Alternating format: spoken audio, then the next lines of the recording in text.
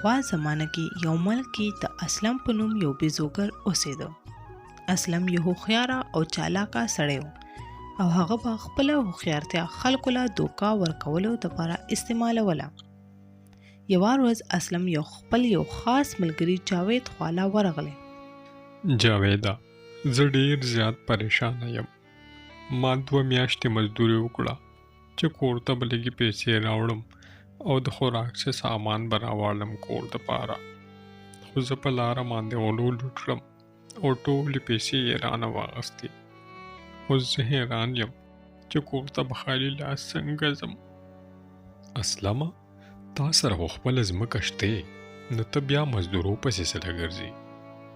جاویده، په ځمکه کې د فصل کرلو دپاره هم د پیسو ضرورت وي او ما سره 1 روپۍ نشته. اوهو، دا خو ډېره بده خبره ده. په تا خو ډېر زیات سخت وخت دی. ته کښېنه، زه راځمه. ها ها ها ها ها، ته مې هم دوکه کړې.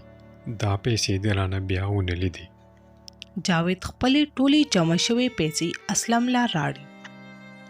کله چې اسلم کور ته راشي نو نورین ډېره زیاته غوسه وي. دا دومره زیاتې پیسې تا سره د کم ځای نه راغلي؟ بیا دې څوک دوکه کړل؟ ښځې، هسې شکونه مه کوه، خو بس دومره پوه شه چې یو کم عقل مې په جال کې راګیر کو. دې خبرې اورېدو سره د نورین سترګې د اوښکو نه ډکې شوې. دا ښه کار نه دی. زه به ستا د دوکې دا پیسې هېڅ کله خرچ نه کړم. یوه ورځ د اسلم ښځه نورین اوده وي چې د اسلم په شیطاني دماغو کې یو خیال راشي چې یو غټ ښکار وکړي. ها ها ها ها ها، اوس په ډېره مزه وکړي. اسلمه، په دې نیمه شپه ولې خاندي؟ بیا دې په دې شیطاني دماغو کې څه خیال راغلی دی؟ نورینو، یو ډېر غټ ښکار مې په خیال کې راغلی دی. که دا ښکار مې په جال کې راګیر شو نو ډېره مزه به وکړي. ژوند به مو بدل شي. ژوند. اسلم سحر وختي د بادشاه دربار ته لاړ شي او بادشاه ته جړه پریاد شروع کړي. بادشاه سلامت، زما ښځه ډېره سخته بیماره ده او ډېره سخته په تکلیف کې ده. ما سره د ښځې د علاج دپاره 1 روپۍ هم نشته او ډاکټران رانه ډېرې زیاتې پیسې غواړي. زما په دې دنیا کې هیڅ څوک نشته. په ما رحم وکړئ، ما سره مدد وکړئ. بادشاه وزیر ته حکم وکړو چې د دې فریادي دی مدد وکړی شي. د خزانې وزیر اسلم له ډېرې زیاتې پیسې ورکړې. بادشاه سلامتو، زما په خیال موږ له د دې سړي په باره کې معلومات کول پکار دي. ما ته پته ده چې څوک زما د مدد مستحق دي او څوک نه دي. زما په کارونو کې مداخلت مه کوه. هر کله چې اسلم کور ته راشي نو نورین ترې تپوس وکړي، دا بیا دې دومره پیسې د چرته نه راړې؟ بیا دې څوک غریب دوکه کو؟ نورینو، تر کومې چې زموږ د ملک بادشاهان دغه شان وي نو زموږ د ګڼ کپانو به مزې وي مزې. اسلمه، هغه د مشرانو متل دی، وایي د هرې ونې مه خوره، د یوې به دې کانډیر شي. زه خو چې ستا دې کارونو ته وګورم نو ډېره زیاته ویرېږم. زه خپل بچي ستا په حرامو پیسو نشم لویولی، ګنې دی به هم ستا په شان دوکهباز او ګڼ کپان وي.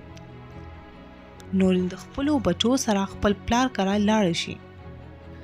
ځه، ما خو ویلي چې زه به په تاسو باندې عیش وکم عیش، خو هغه د چا خبره چې د خر په تندي کې محراب نه وي.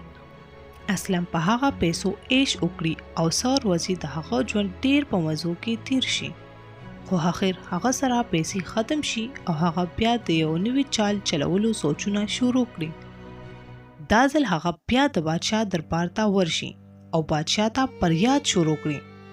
بادشاه سلامتو، زما ښځه مړه شوه، زما بچي یتیمانان شو، زما په کور کې د خوراک دپاره هیڅ شی نشته، زما یتیمانان بچي وږي وده کېږي.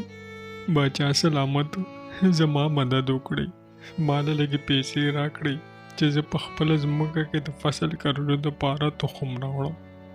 بادشاه وزیر ته حکم وکړي او وزیر اسلم ته بیا پیسې ورکړي. خو دا ځل د وزیر په اسلم باندې شک پیدا شي. دې سړي کې خو څه چل شته، دی خو ماته ګڼ کاپ ښکاري ګڼ کاپو. خو ځه د بادشاه نه په پټه به معلومات وکړم.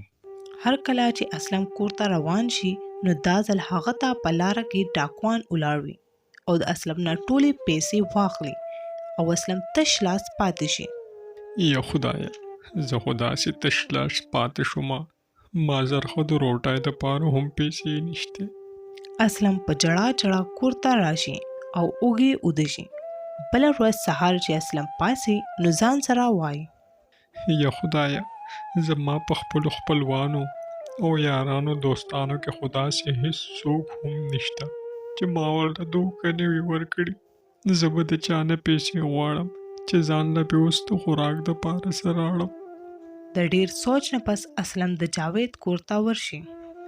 جاوید ورورو، د څو ورځو نه وږی یم، په کور کې مې د خوراک دپاره هېڅ څیز نشته. ښځه مې رانه پلار کره لاړه، ماله لږې پیسې راکړه چې کور له پې د خوراک دپاره څه سامان راوړم.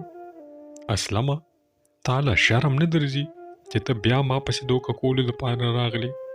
تا خو په دې کلي کې هېڅ څوک هم نه دي پرېښودي. تا خو ټولو خلکو له دوکې ورکړي دي او د هر چا نه دې پیسې والې دي. ته بیا ما له دوکه نشې راکولی. اسلم د جاوید دی د کور نه مایوسه را روان شي او د بادشاه محل ته لاړ شي.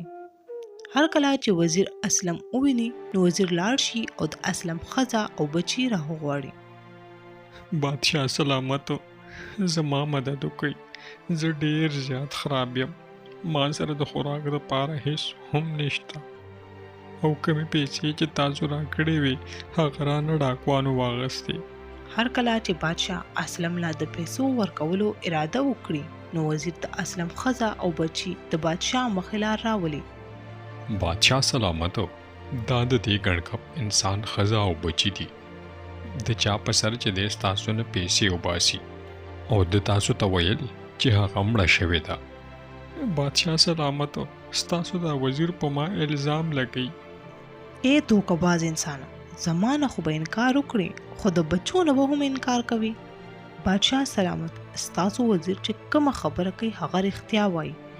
دا یو دوکه‌باز انسان دی او د کلي ټولو خلکو او تاسو له دوکه درکړې ده او په دوکه یې ستاسو ټولو نه پیسې اخیستې دي او په هغه یې عیاشۍ کړې دي. عیاشۍ دې خبرې اورېدو سره اسلم پوه شي چې د هغه حقیقت اوس بادشاه ته راښکاره شو.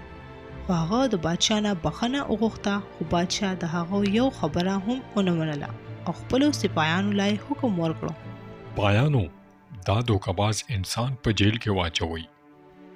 او دغه شان بادشاه اسلم په جیل کې بند کړي او د هغه ښځې لا په خپل محل کې نوکري ورکړي.